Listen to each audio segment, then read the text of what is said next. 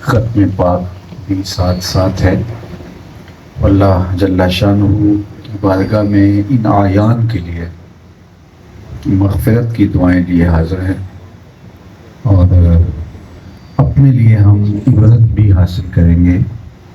آج وہ نہیں ہیں، ہم ان کے لیے جمع ہو رہے ہیں، کل ہم بھی نہیں ہوں گے۔ خیر کن فلاں و غنیمت شمار عمر، زاں کے بیشتر بانگ برآئے فلاں نمان۔ سعدی شیرازی کہتے ہیں کہ نیکی کا موسم ہے، جتنی نیکی کر سکتا ہے کر لے، اور اس زندگی کو غنیمت سمجھ، اس سے قبل کہ یہ آواز گونجنے لگے کہ لوگوں فلاں بھی چلا گیا۔ تو جن کے لیے آج ہم جمع ہو رہے ہیں وہ اس دنیا سے کوچ کر گئے، اور جو یہاں موجود ہیں ان میں سے کوئی بھی باقی نہیں رہے گا۔ دنیا کے اوپر آنے کی ایک ترتیب موجود ہے کہ پہلے باپ آتا ہے، پھر اس کے بعد اولاد آتی ہے، پھر اس کے بعد آگے نسل پھیلتی ہے، لیکن دنیا سے جانے کی یہ ترتیب لازم نہیں ہے۔ بسا اوقات بوڑھے باپ کو جوان بیٹے کی میت کو کندھا دینا پڑ جاتا ہے۔ ہم یہ مت سمجھیں کہ ابھی فلاں فلاں کی باری ہے، وہ ہم سے عمر میں بڑے ہیں، ایسا نہیں ہے۔ جب موت کا پیغام آ گیا تو لمحے کا تقدم اور تاخر نہیں ہوگا، اور کوئی مضبوط حصار اور قلعہ موت سے محفوظ نہیں کر سکتا۔ وَلَوْ كُنْتُمْ فِي بُرُوجٍ مُشَيَّدَةٍ، اگر تم مضبوط قلعوں میں بھی بند ہو جاؤ اور موت کا وقت آ گیا تو تمہیں موت وہاں سے بھی اچک لے گی۔ سمندر کی تہوں میں جا کے، ٹائٹینک کے ملبے کے قریب جا کے فرشتہ روح قبض کر کے لا سکتا ہے، اور پہاڑوں کے دامن میں چھپے ہوئے لوگوں کو فرشتہ ان کی روح قبض کر کے لا سکتا ہے۔ تو ہم کہاں جا کے چھپیں گے؟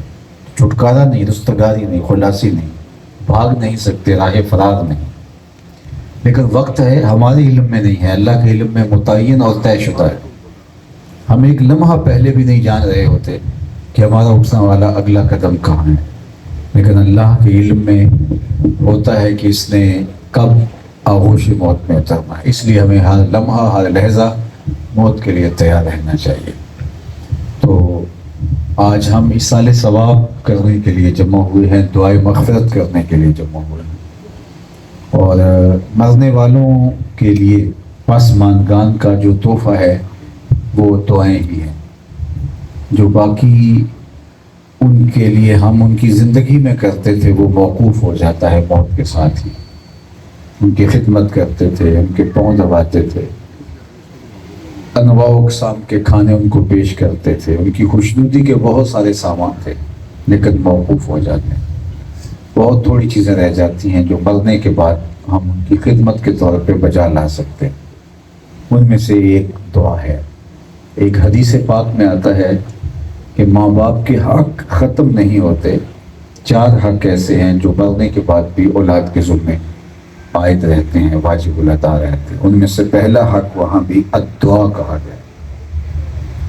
الدعا پہلا حق ہے ماں باپ کا اولاد کے ذمے، جو ان کے انتقال کے بعد الصلاۃ علیہما، ان پر جنازہ پڑھنا، یہ پہلا حق ہے۔ تجہیز و تکفین اس کے زمرے میں ہم سمجھ سکتے ہیں، اور خوش نصیب ہے وہ اولاد جو اپنے ماں باپ کا جنازہ پڑھنے کی صلاحیت رکھتی ہے، اور خوش نصیب ہیں وہ ماں باپ جن کی اولاد ان کا جنازہ پڑھ لیتی ہے۔ ورنہ کتنے لوگوں کو میں جانتا ہوں کہ جن کی اولاد نے ان کا جنازہ نہیں پڑھا، حقیقی ماں کا جنازہ بیٹے نے نہیں پڑھا۔ آپ سوچ رہے ہوں کہ کہیں بیرون ملک ہوگا، نہیں، ملک میں تھا، جنازگاہ میں گیا ہے، کھڑا رہا، جنازہ نہیں پڑھا۔ باپ، سکا باپ تھا، جنازہ پڑھا تھا، لیکن جنازہ نہیں اس نے پڑھا، کھڑا رہا، اور کھڑا بھی صف میں رہا، لیکن جنازہ نہیں پڑھا۔ آپ کو حیرت ہو رہی ہوگی، ایسا بدبخت بھی ہو سکتا ہے؟ ایسے بدبختوں کو آپ بھی جانتے ہیں، یہ وہ بد نصیب ہے جن کو جنازہ آتا نہیں ہوتا۔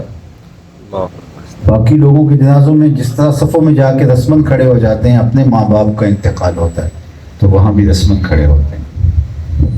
اس وقت ویسے ان کی کیفیت تو عجیب ہوتی ہوگی کہ ہم کتنے بد نصیب ہیں کہ اپنے باپ کے جنازے میں کھڑے ہیں، اپنی ماں کے جنازے میں کھڑے ہیں، اپنے بھائی کے جنازے میں کھڑے ہیں، اپنی بیوی کے جنازے میں کھڑے ہیں، اپنے دوست کے جنازے میں کھڑے ہیں لیکن ہم کھڑے ہیں، ہمیں پتہ ہی نہیں ہم کو دعا کیا دینی ہے۔ تو اس سے بڑا بد نصیب کیا ہوگا جو ماں باپ کا یہ حق بھی ادا نہ کر سکتا ہو جو پہلا حق ہے الصلاۃ علیہما۔ اور وہ خوش نصیب ماں باپ جن کی اولاد نہ صرف ان کا جنازہ پڑھنے کی صلاحیت رکھتی ہے بلکہ اللہ نے ان کو پڑھانے کی صلاحیت بھی عطا کر رکھی ہوتی ہے۔ سبحان اللہ۔ پہلا حق الصلاۃ علیہما۔ دوسرا حق ہے استغفار لہما، ان کے لیے استغفار طلب کرنا، بخشش کی دعائیں کرنا۔ یہ مرنے کے بعد بھی والدین کا حق ہے جو اولاد کے ذمے واجب الادا ہوتا ہے، دعاؤں کا سلسلہ موقوف نہ ہونے پائے۔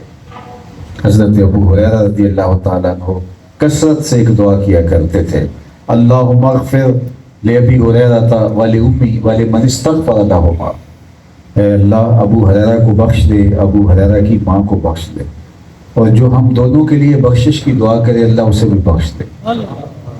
حضرت محمد بن سیرین جلیل القدر تابعی گزرے ہیں، وہ جب بھی کبھی دعا کے لیے ہاتھ اٹھاتے تو جو دعائیں مانگتے وہ تو مانگتے، ایک دعا یہ بھی مانگتے، اللہ ابو ہریرہ اور ان کی ماں کی مغفرت فرما۔ تو کسی نے کہا آپ کو کوئی خاص ہمدردی ہے، آپ یہ دعا خاص طور پہ مانگتے ہیں؟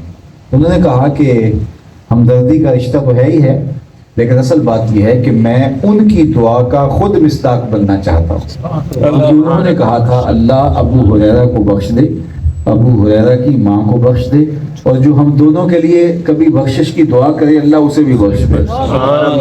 تو میں ان کی دعا کا مصداق اپنے آپ کو بنانا چاہتا ہوں، ان کی دعا لینا چاہتا ہوں۔ اللہ اکبر۔ بلکہ فرمایا کرتے تھے کوئی ہے جو مسجد اشار میں 2 رکعت پڑھے اور پھر میری ماں کی مغفرت کی دعا کرے؟ تو خوش نصیب اولاد اپنے ماں باپ کے لیے دعاؤں کے سلسلے کو کبھی موقوف نہیں ہونے دیتی۔ اور یہ بات میں آپ کو بتاؤں کہ جس طرح ماں باپ کی دعائیں اولاد کے حق میں قبول ہوتی ہیں، رد نہیں ہوتی، اسی طرح اولاد کی دعائیں بھی ماں باپ کے حق میں قبول ہوتی ہیں۔ شاید لوگ اس سے غافل ہیں۔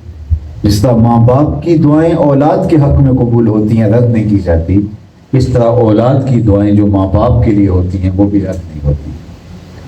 ویسے تو مسلمان کے لیے خلوص سے جو دعا کرتا ہے اللہ اسے قبول کرتا ہے، بندوں کے اٹھے ہوئے ہاتھ خالی نہیں موڑتا۔ ان ربکم حیی کریم یستحیی من عبدہ اذا رفع یدیہ الیہ ان یردہما صفرا، تمہارا رب حیا کرنے والا کریم ہے، بندے جب اس کے سامنے ہاتھ پھیلا کے دعا مانگتے ہیں اللہ فرماتا ہے مجھے شرم آتی ہے ان کے اٹھے ہوئے ہاتھ خالی کیسے موڑ، جب انہوں نے مجھ سے مانگا ہے تو میں نے بھی نہ دیا تو کس طرح پہ جائیں گے۔ میں ایک ساتھ ہی بات کرتا ہوں، جتنے لوگ آ بیٹھے ہوئے ہیں اتنے لوگ اٹھ کے کسی دنیا دار کے ڈیرے پہ چلے جائیں اور اس سے وہ مانگیں کہ جو اس کے لیے دینا مشکل نہ ہو اور دینے سے اس کو کوئی خاص فرق بھی نہ پڑتا ہو، تو وہ اتنے لوگوں کو خالی اٹھا دے گا۔ وہ کہے گا کہ یار جب اتنے لوگ میرے ڈیرے پہ چل کے آگے ہیں تو ڈیرہ داری کی شان کے خلاف ہے کہ میں اتنے لوگوں کو خالی لٹا دوں۔ آج کا ڈیرے دار اتنا غیرت مند ہے کہ اتنے لوگوں کو خالی نہیں لٹاتا کہ میرے ڈیرے پہ چل کے آگے ہے تو کوئی مالک کی دہلیز پہ چل کے آئے اور پھر ہاتھ پھیلا کے دعا مانگے تو کیا وہ خالی لٹا دے گا؟ ہاں مجھے شرم آتی ہے، یستحیی من عبدہ اذا رفع یدیہ الیہ ان یردہما صفرا، مجھے خالی صفر ہاتھ لوٹاتے ہوئے حیا آتی ہے کہ انہوں نے مجھ سے مانگا ہے تو میں نے بھی نہ دیا تو کس طرح پہ جائیں گے۔ تو بندوں کے اٹھے ہوئے ہاتھوں کی وہ لاج رکھتا ہے اور ان کی جھولیاں بند رہتا ہے۔ کوئی مانگے تو صحیح، کوئی دستے طلب تو دراز کرے، کوئی اس کی دہلیز پہ آ کے آواز تو لگائے، ہم تو مائل بکرم ہیں کوئی سائل ہی نہیں، راہ دکھلائیں کسے راہ رو منزل ہی نہیں، جلوائے طور تو موجود ہے کوئی موسیٰ ہی نہیں۔ کوئی سچی طلب لے کے تو آئے، ہاتھ تو پھیلائے۔ دنیا داروں سے مانگے تو ناراض ہوتے ہیں، اللہ سے نہ مانگے تو ناراض ہوتے ہیں۔ قل ما یعبأ بکم ربی لولا دعاؤکم، اے محبوب فرما دو اگر تم نہیں مانگو گے، نہیں پکارو گے تو کوئی بات نہیں، اللہ کو بھی پرواہ نہیں ہوگی۔ ضرورت تمہاری ہے کہ تم مانگو، اور اگر تم مانگتے رہو گے تمہاری جھولیاں بھرتا رہے۔ دنیا داروں سے مانگو تو ناراض ہوتے ہیں، اللہ سے نہ مانگو تو ناراض ہوتا ہے۔ دنیا داروں سے مانگنا ہو تو ان کی زبان میں مانگنا پڑتا ہے کہ جناب ہمیں یہ ضرورت ہے، اللہ سے جس زبان میں مرضی مانگو۔ दोपहर को मांगो, रात को मांगो, उर्दू में मांगो, हिंदी में मांगो, सिंधी में मांगो, अरबी में मांगो, अजमी में मांगो, पश्तो में मांगो, नज़म में मांगो, नसर में मांगो, इकबाल के लहजे में मांगो, रूमी की तर्ज में मांगो, जामी के अंदाज में मांगो, जिस तरह मांग सकते हो मांगो। नहीं मांगना आता, खाली हाथ फैला दो, वो बंद लबों की बोलियां भी सुनता है। आओ तो सही इसके हुजूर, हाथ तो फैलाओ, तुम्हारे उठे हुए हाथों को खाली नहीं छोड़ेगा। बुद्ध के आगे हाथ जोड़ के जुलेखा कहती है, या सनमी, या सनमी, ए मेरे बुद्ध, बिछड़ा हुआ यूसुफ मिला दे। अब वो पत्थर का माधु, वो मट्टी का बुद्ध, उसकी फरियाद कैसे सुन सकता है? लेकिन उसका इत्क़ाद था, और वो सरे शाम बुद्ध के सामने बैठ जाती है और हाथ जोड़े, या सनमी, या सनमी, सहर तक पुकारती रहती है, ए मेरे बुद्ध, ए मेरे बुद्ध, मुझे यूसुफ मिला दे। यूसुफ नहीं मिलना था, ना मिला। मुद्दतें बीत गईं, चेहरे पे चुरियां ऊपर आई। एक दिन रात का पिछला पहर था, बुद्ध के आगे हाथ जोड़े बैठी थी, या सनमी, या सनमी, या सनमी का वजीफा पढ़ रही थी। अचानक जुबान बल खा गई और जुबान पे आ गया, या समदी, या समदी। आवाज आई, जिब्रील जल्दी जा, यूसुफ के घोड़े का रुख मोड़ ले, बेचारी को यूसुफ मिला दे। कहा, मालिक ये तुझे तो नहीं पुकार रही, ये तो बुद्ध को पुकार रही है। कहा, जानता हूँ, लेकिन इतने अरसे के बाद इसके लबों पे मेरा नाम तो आया, पर अगर मैंने भी ना दिया, मेरे और बुद्ध में फर्क क्या हुआ? तो कोई पुकारे तो सही, कोई झोली फैलाए तो सही, कोई दस्ते तलब दाराज तो करे। दुनिया वालों से मांगना हो तो वक्त देखना पड़ता है, तो ये तो सोने का वक्त है, अब तो मुनासिब नहीं जाना। ये तो दफ्तरी मसरूफियात का वक्त है, इस वक्त तो डिस्टर्ब करेंगे जाके। ये तो छुट्टी का दिन है और साहब इस वक्त रिलैक्स हो रहे होंगे, तो इस वक्त जाके अगर मांगा तो उल्टा जो है वो मूड ऑफ हो जाएगा। दुनियादारों से मांगना हो तो वक्त देखना पड़ता है, सोचना पड़ता है। अल्लाह से जब भी मांगो, दोपहर को मांगो, दिन को मांगो, रात को मांगो, अद्धी रात उठ के कुंडा खड़काओ, दरे रहमत खुला पाओगे। ला ताखुज़ुहु सिनतुन वला नौम, नींद तो नींद उसे ऊँघ भी नहीं आती। उसके दर पे हम मांगने आए हैं, उसकी चौखट पे हाथ फैलाने आए हैं। तो वो बंदों के उठे हुए हाथ खाली नहीं मोड़ता, बंदों के उठे हुए हाथों की लाज रखता है। अल्लाह अकबर। या सरी रिदा इग़फिर लिमन ला यमलिकु इल्ला दुआ। क्या खूबसूरत बात। अल्लाह अकबर। इमाम ज़ैनुल आबिदीन की दुआएं देखे, कितनी खूबसूरत बात की। हज़रत दलील मुर्तज़ा की दुआएं देखी, कितनी खूबसूरत दुआएं हैं। ए जल्दी मान जाने वाले अल्लाह, तुझसे वो मांग रहा है जिसके पास दुआ के अलावा आसरा ही कोई नहीं। मल्ला यमलिकु इल्ला दुआ। तशना लब चिड़िया के मुंह में गर नमी आ जाएगी, तेरे दरियाए करम में क्या कमी आ जाएगी। तो उससे मांगने की आदत डालनी चाहिए। मेरे हुजूर अलैहिस्सलाम ने इरशाद फरमाया, तुम्हारे जूते का तस्मा भी टूट जाए तो वो भी अल्लाह से मांगो। ये ना कहो कि मेरे पास बड़े पैसे, अल्लाह से तलब करो। डॉक्टर के पास दवाई लेने जरूर जाओ, लेकिन शिफा अल्लाह से मांगो। इसीलिए फरमाया कि दुआएं मुसीबतों को टालती। जब हमारा फोकस ये होता है कि डॉक्टर है, तो उस वक्त हम फंस जाते हैं। तो डॉक्टर एक जरिया है, लेकिन मांगना अल्लाह से। शिफा मिन जानिबिल्लाह है। और जो सही डॉक्टर होगा, मुसलमान डॉक्टर होगा, वो दवाइयों पे जमने नहीं देगा। वो बंदे की जो है वो फिक्र मरकूज करेगा अल्लाह ताला जल्ला शानहू की तरफ, ताकि उसकी तरफ से शिफा नसीब हो। क्योंकि दवाइयों में असर तो उसने रखा है, तो दवाइयों से असर छीन ले तो कैसे शिफा होगी? शिफा तो उसकी तरफ से है। तो हर ज़रूरत उसकी दहलीज पे रखो, चाहे छोटी है चाहे बड़ी है।